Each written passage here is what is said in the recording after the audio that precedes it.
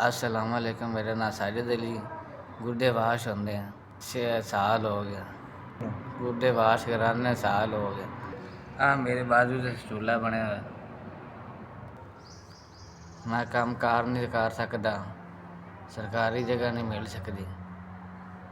करांदे सी बंद हो गया, सरकारी जगह नहीं मिल सकती। गरीब बंदे हैं, केड़े पासे जाइए।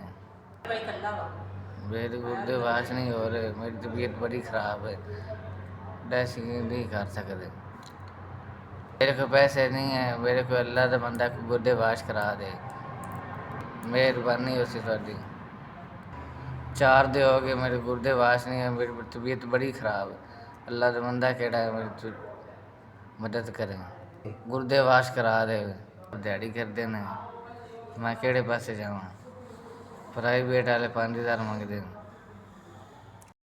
1 2 3 4 मेरे 4000 मिल गया था। ले लो, गुर्दे वाश कराओ।